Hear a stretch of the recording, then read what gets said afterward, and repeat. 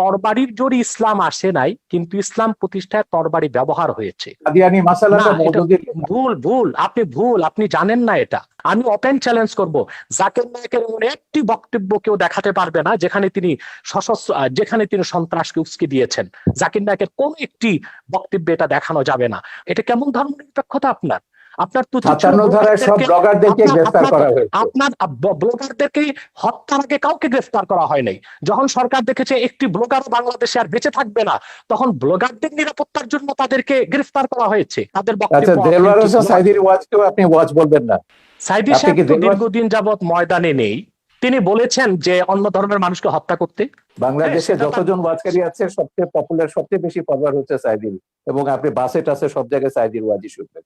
তো যাই হোক, আমার কথা হচ্ছে আব্বাসী সাহেব, তিনি এদেশের মানুষের মন জয় করতে পেরেছিলেন। ঠিক আছে আব্বাসী সাহেব, আমার কথা হচ্ছে সকল এবং আপনাদের খিলাফত পৃথিবীর কোথাও নেই, খিলাফত কোথাও নেই। আমি দেখাচ্ছি খোলাফায়ে রাশিদিনের প্রমাণ হয়ে গেছে যে 3 জন খলিফাকে আপনারা হত্যা করেছে। আপনিই তো বলছেন মওদুদীর আকীদাকে আপনারা ইসলাম বিরোধী মনে করেন, মওদুদীর অনুসারীদেরকে আপনি বলবেন কেন? সেটা কি ইসলাম বলবেন কেন? ইসলাম তো সেটাই যেটা আমি বলছি। আপনি মওদুদীকে আপনি নাম দিবেন কেন? অতএব না জেনে আমি যেটা হচ্ছে, আপনি আহমেদ শফির কথা বললেন, আপনি একটু মন্তব্য করুন। এই আহমেদ শফি 2013 সালের 15ই ফেব্রুয়ারি সমস্ত তথাকথিত ইসলামিক পত্রিকাগুলোতে, জামাতের এবং তাদের সহযোগীদের পত্রিকা আধা পৃষ্ঠা একটা খোলা চিঠি লিখেছেন প্রধানমন্ত্রীকে। সেখানে আমার নাম, মুনতাসির মামুনের নাম, জাফর ইকবালের নাম, আমাদের সবার নাম উল্লেখ করে বলেছিলেন এইসব নাস্তিক, মুরতাদ, কাফের এরা। এবং তারপর যেটা ব্লগারদের বিরুদ্ধে তিনি তার ঘাতকদেরকে লেলিয়ে দিলেন, তারপর তো সিরিজ অফ ব্লগার হত্যা আমরা দেখলাম, এবং প্রত্যেকে তারা বলেছে, এবং যারা ওই যে ইয়েটা করেছে, এই হলি আর্টিজান ঘটিয়েছে, তারাও বলেছে তারা জাকির নায়েকের ওয়াজ শুনে এবং আহমদ শফির ওয়াজ শুনে তারা এগুলো করেছে। ধর্ষণের ব্যাপারে তিনি যেটা বলেছে, ধর্ষণটা বেড়েছে কেন? আহমদ শফির সেই ওয়াজ কি আমরা ভুলে গেছি? এখনো ইউটিউবে আপনি পাবেন যে গার্মেন্টস এর মেয়েদেরকে তিনি ঘর থেকে বেরোতে মানা করছেন, ঘর থেকে বেরোলে পুরুষের লালা ঝরবে, এবং যে পুরুষের লালা ঝরবে না সে পুরুষ নয়, তাদেরকে প্রকারান্তরে যে গার্মেন্টস এর মেয়েদেরকে জেনাকারিনী বলছে, যে এরা বাইরে যায় জেনা করবার জন্য। এবং আমার ও ছবি তো ওখানে আছে, একজন এসে বলেছেন যে ইসলামী আইন অনুযায়ী তিনি প্রমাণ ছাড়া এমন কথা বলতে পারেন না, সেই অনুযায়ী তার 80টা দৌড়া পেতে হবে। আমি সেইখানে যাচ্ছি না, আমার কথা হচ্ছে দিস ইজ বাংলাদেশ, এটা বাংলাদেশ। এখানে এখনো ইসলামী হুকুমত কায়েম হয়নি, এখনো কোরআনের আইন কায়েম হয়নি। বাংলাদেশ চলবে বঙ্গবন্ধু যে সংবিধান দিয়ে গেছেন সেই সংবিধান অনুযায়ী।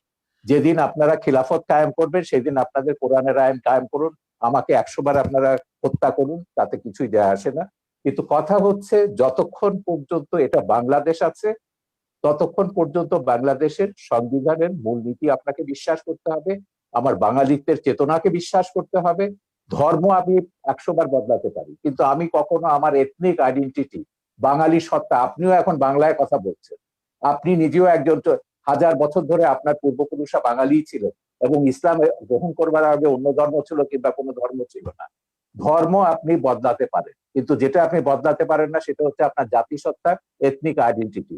এথনিসিটি অনুযায়ী আমরা 5000 বছরের একটা প্রাচীন জাতি, এই প্রাচীন জাতির আমাদের একটা সভ্যতা আছে, ঐতিহ্য আছে, এবং সংবিধানেও এগুলো রক্ষার কথা দায়িত্ব রাষ্ট্রকে দেওয়া হয়েছে। আমাদের ঐতিহ্য এগুলো আমাদের রক্ষা করতে হবে, তারপরে আমরা যে যা ধর্ম পালন করব। কেউ যদি ধর্ম পালন না করে তারও এই দেশে থাকবার সমান অধিকার মর্যাদা দিতে হবে, এবং আছে সংবিধান অনুযায়ী সেটা আছে। আমার কথা হচ্ছে সহিষ্ণুতা প্রদর্শন করুন, সৌভ্রাতৃত্ব প্রদর্শন করুন, ইসলামকে কলঙ্কিত করবেন না, রাজনীতি টেনে এনে সন্ত্রাসকে বৈধতা দিয়ে ইসলামকে আপনারা দয়া করে কলঙ্কিত করবেন না। পশ্চিমারা একটা অজুহাত পেয়ে গেছে, ইসলাম ব্যাশিং একটা শব্দ পশ্চিমে, এবং তাদেরকে গিয়ে বোঝাতে হয় যে না, আমাদের দেশে ইসলাম হচ্ছে এটা সুফিদের ইসলাম, এটা শান্তির ইসলাম, কিছু সংখ্যক বিপদগামী এগুলো আইএস আল কায়দার প্ররোচনায় তারা এগুলো করছে। কিন্তু এই কথাগুলো যখন আমরা ভিন্ন ধর্মকে যখন আক্রমণ করছি ওয়াজের নাম, ভিন্ন মতাবলম্বীদের যখন আক্রমণ করছি ওয়াজের নাম, এবং অশ্লীল কদর্য ভাষায় কথা বলা হচ্ছে, এবং তখন আপনি কি ধারণাটা দিচ্ছেন ইসলাম সম্পর্কে সেটা বলুন।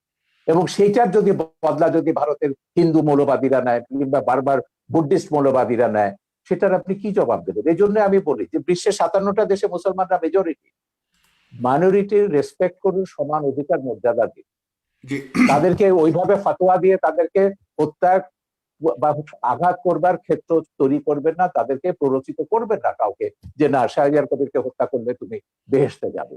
এটাই তো তৈরি করা হচ্ছে উন্মাদনা। ব্লগার হত্যার পেছনে এটাই ছিল যে ওকে খুন করতে পারলে, বাবাকে খুন করতে পারলে তুমি বেহেশতে যাবে। জি, জনাব এটাই শাহরিয়ার আমি কবির, আপনার কাছে অনেকগুলি প্রশ্ন দর্শক সারি থেকে অনেকেই লিখেছেন। আমি সব প্রশ্ন করা সম্ভব নয়। প্রায় 9,000 শেয়ার করেছেন, এখান থেকে প্রায় হাজার হাজার মন্তব্য এসছে। কেউ কেউ লিখেছেন, যেমন এম এ বাসিত আশরাফ, তিনি লিখেছেন পৃথিবীতে, শাহরিয়ার কবির সাহেবের কাছে প্রশ্ন করেছেন, পৃথিবীতে প্রথম মানবাধিকার এবং নারীদের সম অধিকারের প্রতিষ্ঠাতা কে? উনি কি জানেন পশ্চিমা বিশ্বের দার্শনিকেরা পৃথিবীর শ্রেষ্ঠ মানব দরদী মানুষ হিসেবে কাকে স্বীকৃতি দেয়? ডেফিনেটলি তিনি কাকে মিন করেছেন আপনি জানেন। সেক্ষেত্রে আপনার বক্তব্য জানতে চেয়েছে এই একজন লেখক। এরপরে রয়েছেন কাফায়েতুল্লাহ সাহেব, আপনার মুক্তিযুদ্ধের অবদান সম্পর্কে জানতে চেয়েছে। এরপরে লিখেছেন, বাংলাদেশের স্বাধীনতা আন্দোলনে যারা যুদ্ধ করেছে তারা কি সবাই স্বাধীনতা বুঝতো? তারা কি জেনে শুনে সবাই মুক্তিযুদ্ধে অংশগ্রহণ করেছে? তাহলে নাস্তিকের বিরুদ্ধে আন্দোলন করতে হলে সবাইকে জানতে হবে কেন? এই ধরনের অনেকগুলি প্রশ্ন করেছেন। মাওলানা ওমর ফারুক লিখেছেন, পারভেজ জুয়েল লিখেছেন, এমডি মাসুম লিখেছেন, শাহিদ আহমেদ লিখেছেন, অনেকেই লিখছেন, লিখে যাচ্ছেন। আপনারা লিখতে থাকুন, আমি সম্ভব হলে কিছু নেব। তবে এই পর্যায়ে অনুষ্ঠানের শেষ প্রান্তে চলে এসেছি, 2 মিনিট করে শুধুমাত্র আপনারা দুজন আবারও শেষ বক্তব্য দেবেন। এগুলো কিন্তু জামাতিদের একটা পরিকল্পিত ব্লগ আছে।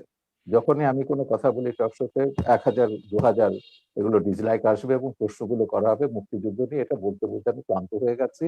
আমার মুক্তিযুদ্ধের কি অবদান আছে, বাংলাদেশের স্বাধীনতা যুদ্ধের দলিলপত্রটা এটা আগাগোড়া পড়ুন। আমি বলে দেবো না কোন পৃষ্ঠা, আপনাকে পড়তে হবে। এই সুযোগে যদি মুক্তিযুদ্ধের ইতিহাসটা আপনাদের মাথায় ঢোকে, পড়ে দিন শাহরিয়ার কবির কি করেছে মুক্তিযুদ্ধে, সাংস্কৃতিক স্কোয়াডে কি অবদান ছিল, সেখানে পাবেন। দ্বিতীয় কথা হচ্ছে মানবাধিকার নিয়ে।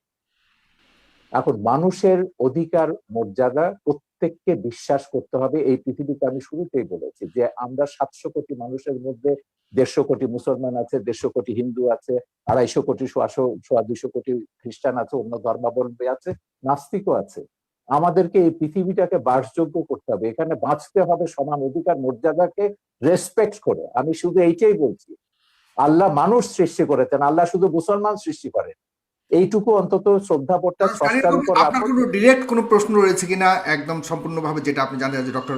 না না, আমার কোনো প্রশ্ন নেই, আমি তো পরিষ্কার আছি, আমার অবস্থান সম্পর্কে আমি তো পরিষ্কার আছি। যারা বিভ্রান্ত তাদেরকে বলবো যে মানুষকে মানুষ হিসেবে মর্যাদা দিতে শিখুন। আল্লাহ বিচার করবেন কিয়ামতের পরে, কে দোজখে যাবে, কে বেহেশতে যাবে, কে কত পাপ করেছে, গুনাহ করেছে দুনিয়াতে, সেটাকে দুনিয়াতে আপনাকে এই যে জাগতিক শাস্তি, যেটা হচ্ছে ব্লাসফেমির যে কনসেপ্ট, এটা ইসলামের কনসেপ্ট না। কোরআনে কোথাও ব্লাসফেমির জাগতিক শাস্তির বিধান নেই। আল্লাহ নিজে শাস্তি দেবেন তাদেরকে, ব্লাসফেমার্সকে।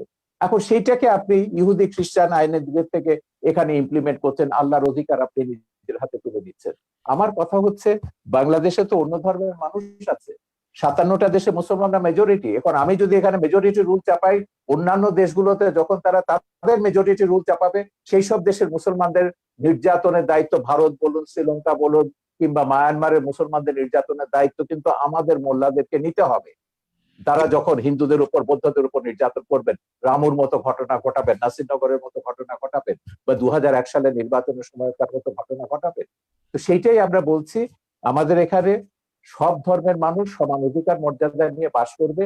সব ধর্মের মানুষ মুক্তিযুদ্ধে অংশ নিয়েছে।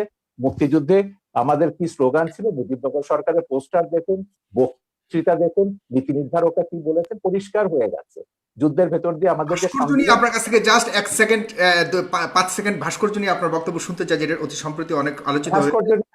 যখন আমি মিশরে, তখন আমি মিশরে ছিল, মুসলিম ব্রাদারহুড যখন এটা নিয়ে একটা বিতর্ক, সালাফিরা বিতর্ক তুলেছিল, স্ফিংস থাকতে পারবে না। স্ফিংস এটা পৌত্তলিকতা এবং ভাস্কর্যতা।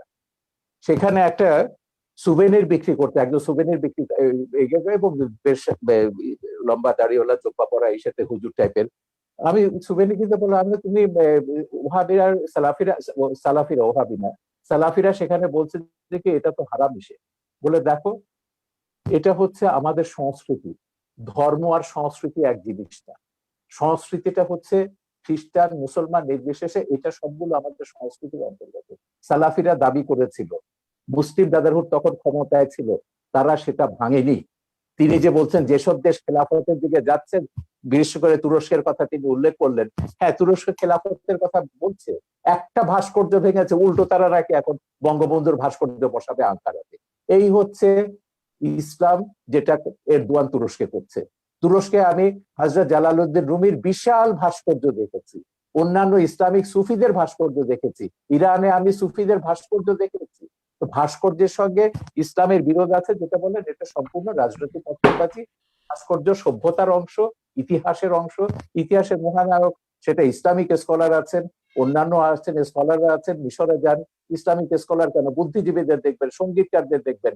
উম্মে কুলসুম বিশাল আরব বিশ্বের সবচেয়ে পপুলার গায়িকা, তার বিশাল ভাস্কর্য ভাস্কর্য আছে। ভাগাভাগি চলছে, এটা কি আপনি মনে করেন যে রাজনৈতিক কোনো ঘৃণিত এটা পুরো রাজনীতি, এর সঙ্গে ইসলামের কোনো সম্পর্ক নেই, একদম রাজনীতি। মোল্লা ইসলামিক? ওমর যেটা আফগানিস্তানে করেছে সেই কাজটাই তারা এখানে রিপিট করছে। মোল্লা ওমর এখানে কারা বলতে কারা ইসলামের কারা কারা করছে বর্তমানে বাংলাদেশে যে আপনি ভাস্কর্য ভাঙার পেছনে কাদেরকে দায়ী তারা করবেন? তো সবগুলো, তারা তো ঘোষণা দিয়ে করছে, খেলাফত, হেফাজত, যারা ইসলামী শাসনতান্ত্রিক আন্দোলন বা তাদেরকে যারা সাপোর্ট করে, যাদের পেছনে জামাত বিএনপি তো রয়েছে, যাদের পেছনে রাজশাহীতে আমরা আইএসআই রয়েছে। দেখেছি আওয়ামী লীগের নেতাদেরকে গ্রেফতার করা হয়েছে। আরে ওটা বাঘা যতীনেরটা তো কাগজে বেরিয়েছে, এটা স্কুল কমিটি নিয়ে তাদের মধ্যে দ্বন্দ্ব, এটার সঙ্গে ভাস্কর্য ভাঙার কোনো সম্পর্ক নেই। ওকে, ভাস্কর্য নিয়ে 2013 সাল থেকে বঙ্গবন্ধু এখানে উপলক্ষ, বঙ্গবন্ধুর গায়ে হাত দিয়েছে বলে আওয়ামী লীগের টনক নড়েছে। কেন হেফাজতে 13 দফায় ভাস্কর্য ভাঙার কথা নেই? জামাত ইসলামী আগে ভাস্কর্য ভাঙার কথা বলেনি? হেফাজতে 13 দফায় যা আছে, কাদিয়ানীদের কাফের ঘোষণা থেকে শুরু করে ব্লাসফেমি এন্ড পানিশমেন্ট করা, সবগুলোই হচ্ছে জামাতের দফা। এখন এগুলোকে তিনি যতই পার্থক্য করুন না কেন, জামাতের সঙ্গে আমাদের পার্থক্য আছে, তিনি কিন্তু কাদিয়ানীদের কাফের ব্যাপারে জামাতের সঙ্গে একমত, ব্লাসফেমি আইন চালুর ব্যাপারে তিনি জামাতের সঙ্গে একমত, ভাস্কর্য ভাঙার ব্যাপারও আশা করি তিনি নিশ্চয়ই একমত হবেন ওদের সঙ্গে। তো এইটাই হচ্ছে মিলের জায়গাটা। আমি বলছি যে রাজনীতিতে যখনই আনবেন ইসলামকে বা কোনো ধর্মকে, তখনই ওই বার্মার মতন ঘটনা ঘটবে, ভারতের মতন ঘটনা ঘটবে, বাংলাদেশের মতন ঘটনা ঘটবে, পাকিস্তানের মতন ঘটনা ঘটবে। এতে করে কি বিশ্বে শান্তি আসবে, বা কোনো দেশে আমরা কি শান্তিতে বাস করতে পারবো?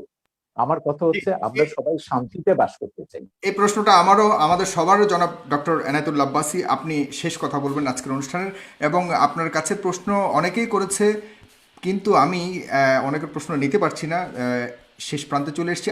মাননীয় আইজিপি মহোদয় বলেছেন যে বাংলাদেশ মৌলবাদী দেশ নয়। আপনারা কার ইশারায় কোন এজেন্ডা বাস্তবায়নের জন্য দেশটাকে মৌলবাদী চরিত্রের তকমা আটানোর চেষ্টা করছেন? আমরা তো আরব সহ বিভিন্ন রাষ্ট্র দেখি না জঙ্গি মিছিল করতে, জঙ্গি মিছিলের কথা বলেছে, কিন্তু আপনারা আমাদের কথায় কথায় আমাদের দেশে জঙ্গি মিছিল করেন। তাহলে দেশটিকে জঙ্গিবাদের দিকে ঠেলে দিচ্ছেন কিনা, কারো উদ্দেশ্য হাসিল করতে চাচ্ছেন কিনা? এবং ফ্রান্সের কথা বলেছেন তিনি, পাশাপাশি তিনি বলেছেন যে এদেশে ইসলাম প্রচার করেছিলেন সুফি সাধকরা, তারা কিন্তু কখনোই তরবারি প্রয়োগের মাধ্যমে ইসলাম প্রচার করেনি। আপনারা কেন এখন এমন উস্ফলন দেখাচ্ছেন? এটা কেন, বা এ ব্যাপারে উনি প্রশ্ন করেছেন আপনাদের আলেম সমাজের কাছে। ধন্যবাদ সাগর। প্রথমে শাহরিয়ার কবির সাহেবকে বলবো যে তিনি জামাত ফোবিয়াতে ভুগতেছেন, সব জায়গায় জামাতের গন্ধ পান তিনি, এটা ঠিক নয়। আমি আবারও বলছি, এদেশের মূলধারার আলেম ওলামার সাথে জামাতের কোনো সম্পর্ক নেই, যদিও বা একটি বিরাট জনগোষ্ঠী জামাতের অনুসরণ করছে। কাদিয়ানীরা নিঃসন্দেহে অমুসলিম এবং কাফের, এটা পৃথিবীর সকল মুসলমানের মত, কোরআনের মত, সুন্নার মত, ইজমায় উম্মতের মত। তারা কাফের এবং অমুসলিম, তাদেরকে যারা এটা কাফের বলবে না মওদুদির তারাও প্রথম কাফের। লেখা, কাদিয়ানী না, মাসালাটা এটা মওদুদির লেখা। ভুল, আপনি জানেন না এটা, কাদিয়ানী আপনি মাসালা কি জানেন না। মওদুদি লেখেননি? কাদিয়ানী মাসালা মওদুদি, মওদুদি লেখেন না? আমি বলছি, প্রথম কাদিয়ানীদের বিরুদ্ধে আন্দোলনের ডাক দিয়েছেন আল্লামা ইউসুফ বিন নুরি রহমতুল্লাহ, করাচি ইউসুফ বিন নূর মাদ্রাসার যিনি মুহতামিম ছিলেন। আন্দোলনে পুরোধা নেতৃত্ব দিয়েছেন আমার ওস্তাদ মোহতারাম আল্লামা তাকি উসমানী এবং মুফতি শফি রহমতুল্লাহ। সাথে আন্দোলনে যোগ দিয়েছিল আবুল আলা মওদুদি এবং তার লোকজন। বরং পাকিস্তানের সকল ঘরানার মুসলিমরাই কাদিয়ানী বিরোধী আন্দোলনে অংশগ্রহণ করেছিল।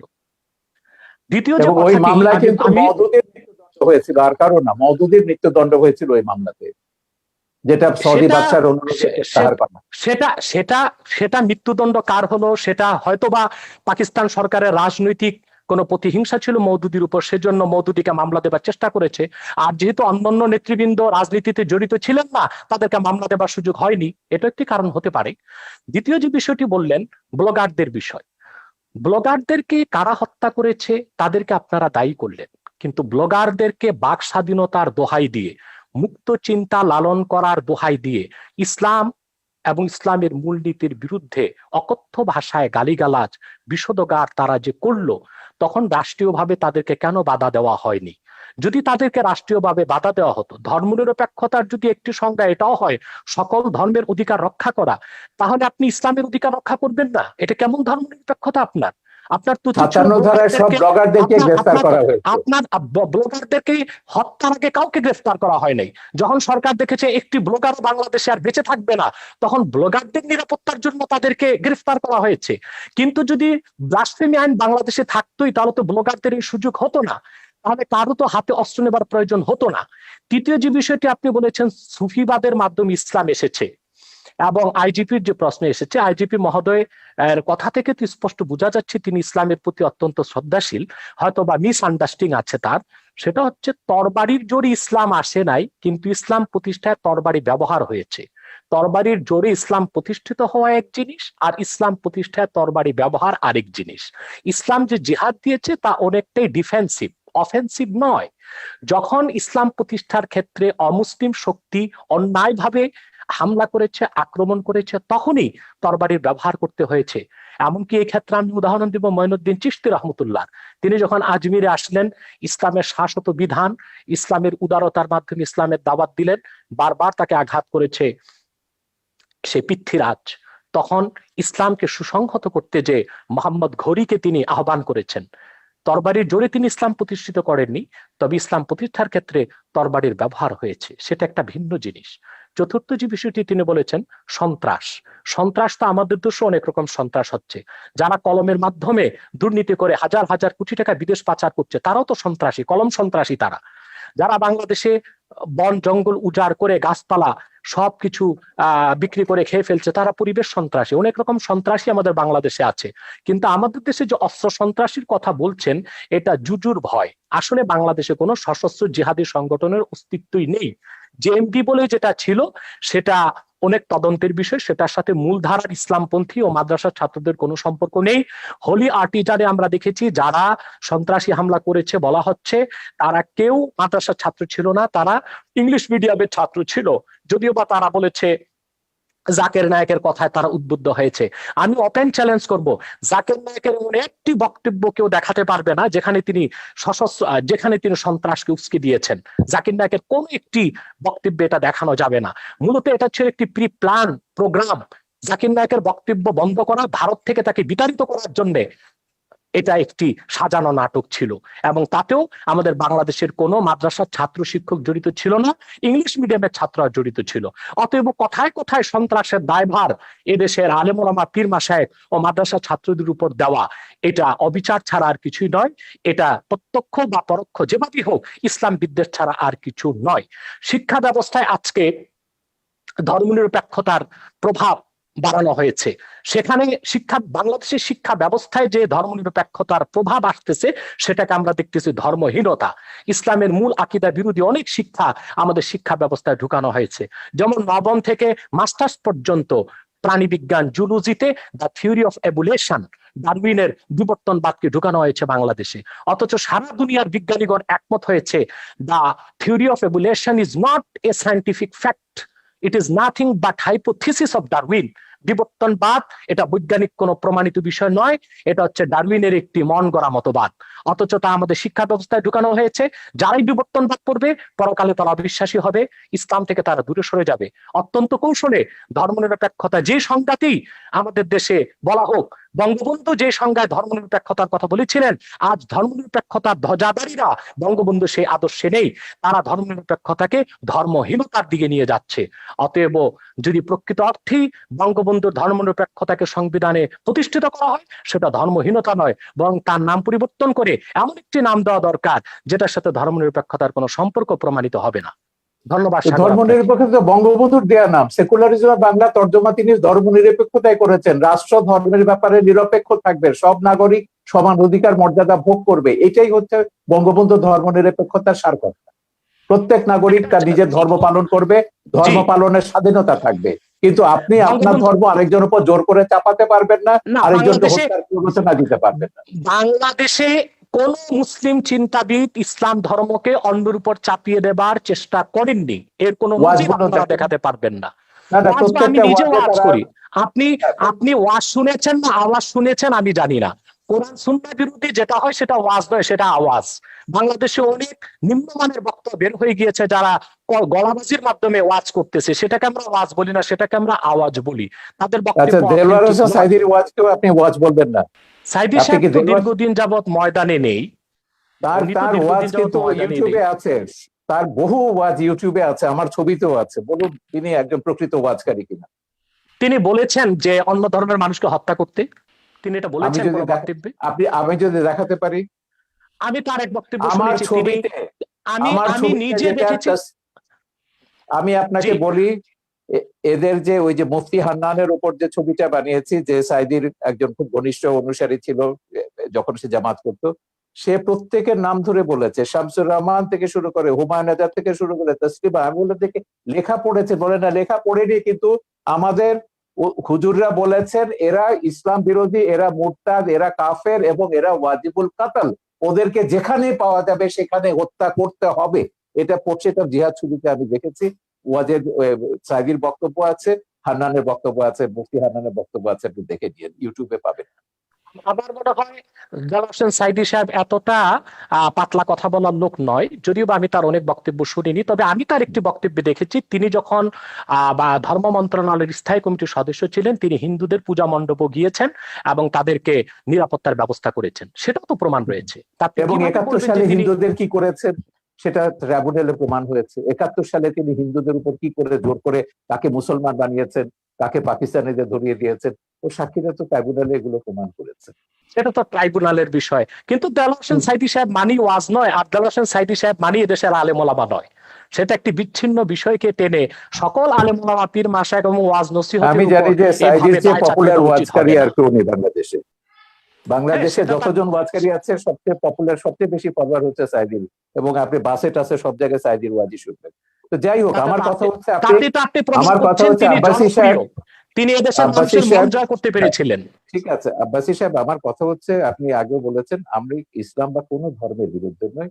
আপনি শান্তিপূর্ণভাবে ওয়াজ করুন, ইসলামে আহ্বান করুন, কিন্তু সন্ত্রাস, হানাহানি, একে মারো, ওকে ধরো, ওকে জবাই করো, এগুলো, এই হুমকি রাষ্ট্রকে ইসে করতে হবে, এটা করতে হবে, জেহাদ করতে হবে।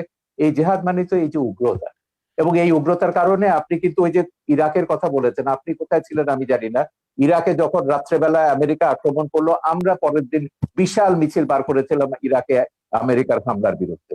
এখন ইরাকে কি করেছে? ইরাকে তো একটা সেকুলার ইস্যু ছিল, ইরাক ছিল সাদ্দাম হোসেনের, এবং সেই সেকুলার কি ইস্যুর পরে করতো কি হলো, সেজন্য ইরাকে, মিছিল করেছেন। ইরাক, হ্যাঁ ইরাক তারপর তো একটা ইসলামিক রাষ্ট্রে পরিণত হলো, এখন তারা জিহাদ করছে। যাই হোক, আমরা আমেরিকার যত জায়গাতে জেহাদিদের, এই যে তালেবান, আল কায়দা, এটা আমার ছবিতেই আছে, আমেরিকা কি করে এদেরকে তৈরি করেছে, জেহাদকে, পলিটিক্যাল ইসলামকে কিভাবে আমেরিকা মদদ দিচ্ছে, এটা আমার ছবিতেই আছে। সোভিয়েত ইউনিয়নকে ধ্বংস করবার জন্য আমেরিকা পলিটিক্যাল ইসলামকে সবুজ বলয় তৈরি করেছে লাল বলয়ের পাশে। এইটা আজকে সর্বজন বিদিত সত্য। আমেরিকা এখন তৈরি করে, এখন তারা নিজেরা ফ্র্যাঙ্কেনস্টাইনের ভয় দেখছে, 9/11-এর মতো ঘটনা করছে। তো আমেরিকাদের বলেছে, জামাত ইসলামীকে তো এখনো তারা মডারেট ইসলামিক পার্টি মনে করে, এখনো জামাত প্রেম তাদের কাটেনি। পরশুদিন আমেরিকার স্টেট ডিপার্টমেন্টের সঙ্গে আমাদের একটা দীর্ঘ ওয়েবিনার হয়েছে। আমেরিকা বলুন, আমেরিকার শয়তানিও আমরা জানি, ধর্ম নিয়ে যারাই রাজনীতি করেছে তারাই সংখ্যালঘুদের উপর, মানুষের সমান অধিকার মর্যাদার উপর আঘাত করেছে। এগুলো আমাদের ভুলে যেতে হবে। আমাদের কথা হচ্ছে সমাজে সংখ্যাগরিষ্ঠ থাকবে, সংখ্যালঘিষ্ঠ থাকবে, আস্তিক থাকবে, নাস্তিক থাকবে। আমাদের কি করে আমরা শান্তিতে বাস করব, দেশটাকে এগিয়ে নিয়ে যাব। আপনি ধর্ম প্রচার করুন না, শান্তিপূর্ণভাবে ধর্ম প্রচার করার অধিকার তো সংবিধান আপনাকে দিয়েছে। বঙ্গবন্ধুর ওই যে ধর্মনিরপেক্ষতার যে ব্যাখ্যাটা দিয়েছেন, সেখানে বলেছে প্রত্যেক ধর্মের মানুষ শান্তিতে তাদের ধর্ম পালন করবে, প্রচার করবার সব রকম স্বাধীনতা দেওয়া হয়েছে। কেন একটা ধর্ম আপনাকে জোর করে অন্যের উপর চাপিয়ে দিতে হবে? আপনি দাওয়াত দিন শান্তিপূর্ণভাবে, আমাদের কোনো অসুবিধা নেই। কিন্তু শান্তিতে যখন ধর্ম প্রতিপালন করার কথা তো বহু আগে, 1400 বছর আগে আমাদের মহানবী সাল্লাল্লাহু আলাইহি ওয়াসাল্লামও বলে গেছেন। আমার কাছে বলেছেন, আমি সেটাই বলছি, তো আমি সেটাই বলছি, মহানবী কেন, প্রত্যেক মহাপুরুষরাই বলেছে। কোরআনেও আছে, আল্লাহ প্রত্যেক জাতির জন্য আমাদের নবী দেশে পাঠিয়েছে। অশান্তিটা আপনি কোথায় দেখেছেন? আমি যদি বলি ওয়ার্ল্ড যখন রাজনীতির সঙ্গে ধর্ম যোগ ওয়ার্ল্ড করবে তখন কনটেক্সটে অশান্তি আসবে। উগ্রবাদের কারণ ওই যে উনি যেটা বলেন, আব্বাসী বাংলাদেশ সাহেব যেটা অনেক বললেন, অনেক ভালো অবস্থাতে আছে। জি, আমি তো জানি সেটাকে নষ্ট করবার জন্য তো তারা গৃহযুদ্ধের হুমকি দিচ্ছে এখন। বলেছে 2013 সালের চেয়ে ভয়াবহ ঘটনা ঘটবে যদি বাংলাদেশ থেকে এসব ভাস্কর্য ভাঙা না হয়, সরিয়ে না আনা হয়। গৃহযুদ্ধের হুমকিটা কারা দিচ্ছে? কারা দেশটাকে পরাজয়ের প্রতিশোধ দিতে চাইছে 71-এ? তো আপনি 71-এর পরাজয়ের প্রতিশোধ এখন নেবেন বাংলাদেশকে বললে ওমরের আফগানিস্তান বানিয়ে, আর আমরা চুপচাপ বসে বসে দেখবো? সেজন্য আমরা সরকারকে বলেছি না, সময় এসেছে, কঠোর ব্যবস্থা নিতে হবে। এই দেশে ধর্মের নামে কোনো সন্ত্রাস অনুমোদন করা যাবে না, সেটা যে কোনো ধর্মের নামে। জি জনাব আব্বাস সাহেব। জি, জনাব সাগর সাহেব, উনি যে কথা বলেছেন যে আসলে ওনারা যে ধর্মনিরপেক্ষ এবং অসাম্প্রদায়িক রাষ্ট্র চান, পৃথিবীর পৃথিবীর কোন রাষ্ট্রে সেই কল্পিত ধর্মনিরপেক্ষ রাষ্ট্র বাস্তবে নেই, অসাম্প্রদায়িক রাষ্ট্র নেই। সকল এবং অসাম্প্রদায়িকতা আপনাদের খিলাফত পৃথিবীর এবং কোথাও নেই, আছে। খেলাফত কোথাও আমি নেই। দেখাচ্ছি আমি দেখাচ্ছি আমি দেখাচ্ছি খোলাফায়ে আমি রাশিদিনে দেখাচ্ছি প্রমাণ হয়ে আমি গেছে যে দেখাচ্ছি 3 জন আমি খলিফাকে আপনারা দেখাচ্ছি হত্যা করেছে। শেষ করি। 3 জন আমি খলিফাকে আপনার কথা বলার সময় কথা মুসলমানরা বলি নাই, হত্যা করেছে। সেটাই বলছি। আমি সেটা বলছি সেই কল্পিত ধর্মনিরপেক্ষ রাষ্ট্র, কল্পিত অসাম্প্রদায়িক রাষ্ট্র পৃথিবীর কোথাও নেই। যদি ধর্মনিরপেক্ষতা অর্থ এটাই হয় সকল ধর্মের অধিকার রক্ষা, তো বাংলাদেশে ব্লগাররা যখন তখন ইসলাম বিরোধিতা করে, সেটা ইসলামের অধিকারকে ক্ষুণ্ণ করা হয়, তখন ধর্মনিরপেক্ষতা কোথায় থাকে? ব্লগাররা বাক স্বাধীনতার নামে আল্লাহ রসুল মোহাম্মদ সাল্লাহ আলাইহি সাল্লামের আরশচুম্বী মর্যাদার বিরুদ্ধে বক্তব্য দেয়, তখন ধর্মনিরপেক্ষতার কনসেপ্ট কোথায় থাকে? অতএব ধর্মনিরপেক্ষতা যারা বাংলাদেশে করতে চায় তাদের উদ্দেশ্য হচ্ছে ইসলামকে ঠেকানো, এছাড়া আর কিছুই নয়। দ্বিতীয়, তিনি খেলাফত রাষ্ট্রের কথা বলেছেন। খেলাফত হচ্ছে কি? খেলাফত হচ্ছে তানফিজু আহকামিল্লাহি আজ্জা ওয়া জাল্লা, ভূপৃষ্ঠে আল্লাহর বিধানকে প্রতিষ্ঠিত করা। আমি বলবো যদিও আরবে রাজতন্ত্র প্রচলিত আছে, কিন্তু তার সম্পূর্ণ খেলাফত ভিত্তিক চলছে দেশ। সেখানে বেনামাজিকে 25 বেত্রাঘাত করা হচ্ছে, সেখানে যারা চুরি করছে তাদের হস্তকর্তন হচ্ছে, যারা জেনা করছে তাদেরকে সাঙ্গে সার করছে। এটা খেলাফত। যদিও নামে তা মুলুকিয়াত বা রাজতন্ত্র, যদিও সেটা রাজতন্ত্র, কিন্তু সেখানে খেলাফত আছে এবং খেলাফতের সব সুযোগ সুবিধা আরবের লোকজন গ্রহণ করছে। এবং আমরা দেখতে পাচ্ছি দাম্মামে, জেদ্দাতে প্রচুর মুসলিম খ্রিস্টান আছে, তাদেরকে আলাদা জায়গায় তাদের ধর্মকর্ম পালনেরও ব্যবস্থা দেওয়া হয়েছে। একটি খেলাফত রাষ্ট্রের সমস্ত সুযোগ সুবিধা প্রতিষ্ঠিত আছে, আমরা দেখতে পাচ্ছি আরবে। অতএব দ্বিতীয় আরেকটি বিষয়, খেলাফতের অনেকগুলো ধারা আছে। পীর মুরিদির মাধ্যমে ইসলামের যে দাওয়াত পৃথিবীতে ছড়ানো হচ্ছে, সেটাও খেলাফতের একটা অংশ। এবং খেলাফতের আরেকটা অংশ হচ্ছে দিনের উপর অটল অবিচল থাকা। অধিকাংশ মুসলমান দিনের উপর অটল অবিচল থেকে জীবনযাপন করছে। রাষ্ট্রীয়ভাবে খেলাফত প্রতিষ্ঠা, সেটা মাত্র 100 বছর যাবৎ পৃথিবীতে নেই। 96 বছর আগে অবসান ঘটেছে। অতি দ্রুত মুসলিম রাষ্ট্রগুলো আবার খেলাফত ব্যবস্থায় ফিরে যাবে। আপনি যে তালেবানের কথা বলেছেন, তালেবান সন্ত্রাসী, সে সন্ত্রাসীদের সাথে যুক্তরাষ্ট্র কাতারে চুক্তিবদ্ধ হয়েছে। এখন তো সে আফগানিস্তান আবার খেলাফতের প্রতি ধাবিত হচ্ছে। পৃথিবীর সুপার পাওয়ার আমেরিকা, অন্যান্য খ্রিস্টান রাষ্ট্রগুলো তা তো থামাতে পারলো না। ব্যর্থতা কি পুঁজিবাদের নয়? পৃথিবীব্যাপী সন্ত্রাসকে উস্কে দিচ্ছে পুঁজিবাদ, আর সেটার একমাত্র উদ্দেশ্য হচ্ছে ইসলামের রাজনৈতিক উত্থানকে ঠেকানো ছাড়া আর কিছু নয়। আর আমি অনুরোধ করব বাংলাদেশের বুদ্ধিজীবী সমাজকে, ইসলামকে বিভিন্ন নামে আপনারা অভিহিত করবেন না। রেডিক্যাল ইসলাম, মডারেট ইসলাম, এই নামগুলো ইসলামের ক্ষেত্রে আপনি তো বলছেন মওদুদির আকীদাকে আপনারা ইসলাম বিরোধী মনে করেন, মওদুদির অনুসারীদেরকে আপনি বলবেন কেন? সেটা কি ইসলাম বলবেন কেন? ইসলাম তো সেটাই ওইটাই তো যেটা আমি আল্লাহ বলছি। দিয়েছেন। আপনি মওদুদিকে, আপনি নাম দিবেন কেন? আপনি জামাতকে মুসলমান বলবেন না, আপনি জামাতকে ইসলামের মুসলমান বলবেন না, জামাতও আপনাকে মুসলমান মনে করে না। এই বিরোধের মীমাংসা রাষ্ট্র কেন নেবে? আপনাদের এই বিরোধের মীমাংসায় আমি কেন যাব? না না, আমি এটা বলছি না তাদেরকে মুসলমান মনে করি না, এটা বলা হচ্ছে না, কিন্তু তারা যে ইসলামের ব্যাখ্যা দিবে সেটাই ইসলাম, এটা আমি স্বীকার করব না। না না, এটা হাফেজ হুজুর থেকে শুরু করে, হাফেজ হুজুর থেকে শুরু করে 72টা ওলামায়ে কেরাম তারা বলেছেন মওদুদির অনুসারীদের পেছনে নামাজ পড়া হারাম। এগুলো ফতোয়া আমরা দেখেছি, মওদুদির বিরুদ্ধে ফতোয়া দেখেছি, মওদুদির পক্ষেও দেখেছি। এই বিতর্কে রাষ্ট্রকে জড়াবেন না, এটা আলেমরা নিজেরা নিজেদের মধ্যে ফয়সালা করুন। আমরা এই বিতর্কটা রাষ্ট্রের মধ্যে আনতে চাই। আমরা অনুষ্ঠানের প্রায় শেষ প্রান্তে চলে এসেছি, শুধুমাত্র শেষ করতে হবে, আমার যেতে হবে। এক সেকেন্ডে শুধু প্রোগ্রাম আপনার মন্তব্য করবেন জনাব এনায়েতুল্লাহ আব্বাসী, যে ভাস্কর্য বিতর্কে অনেকটাই আপনারা পিছিয়েছেন। অনেকে মনে করছেন আপনাদের হয়তো কিছুটা প্রাপ্তি যোগ হয়েছে। সেক্ষেত্রে এই পিছিয়ে আসাটাকে ধর্ম অনুভূতির মলাটে শুধুই প্রাপ্তি আর স্বার্থের রাজনীতি কিনা? চমৎকার প্রশ্ন করেছেন। আপনার উত্তরটি আমি দিচ্ছি। প্রথমে বলছি যে আমরা আহ, ইসলামের ব্যাখ্যা কোনো ব্যক্তি থেকে নিব না। আমরা ইসলামের ব্যাখ্যা নিব কোরআন থেকে, হাদিস থেকে এবং আইম্মায়ে মুজতাহিদিন থেকে, সালফে সালিহিন থেকে। অন্য কোনো ব্যক্তি বা অন্য কোনো ব্যক্তির কোনো ব্যাখ্যা আমরা যদি কোরআন সুন্নাহ মোতাবেক হয় সেটা গ্রহণ করব, নতুবা সেটা পরিত্যাজ্য। যে কথাটি বলছেন আপনি ভাস্কর্যের ব্যাপারে, যে ভাস্কর্যের ব্যাপারে আমার আন্দোলনটা ছিল অরাজনৈতিক বিরুদ্ধে, আর অনেকে করেছেন রাজনৈতিক ভাবে। আর অরাজনৈতিক ভাবে আমরা আমাদের অবস্থান থেকে ভাস্কর্যের ব্যাপারে ইসলামের সুস্পষ্ট ব্যাখ্যা তুলে ধরেছি যে ভাস্কর্য মিশরে আছে, তুরস্কে আছে, এগুলো কোনো দলিল নয়। কোরআন সুন্নাহ মোতাবেক ভাস্কর্য ইসলামে নিষিদ্ধ। অতএব রাষ্ট্রীয় পৃষ্ঠপোষকতায় তা যদি হয় তাহলে বৃহত্তম মুসলমানদের অনুভূতিতে আঘাত লাগবে। বাকি যারা রাজনৈতিক ভাবে একটু নমনীয়তা অবলম্বন করছেন, একই কথা বলেছেন বাবুনগরী, এরা মামুনুল হকরা কিন্তু একই কথা বলেছেন আপনি যেটা বলছেন। আমার সঙ্গে টকশোতে মামুনুল হক একই কথা বলছেন। আমি একটু শেষ করি। দ্বিতীয়, তারা যারা এখন নমনীয়তার পথ অবলম্বন করেছে, আমি তো তাদেরকে ধন্যবাদ দিব। তারা পরমসহিষ্ণুতাকে প্রকাশ করেছে। অর্থাৎ তারা আসলে ভাঙচুরে বিশ্বাসী নয়, তারা সন্ত্রাস সহিংসতায় বিশ্বাসী নয়।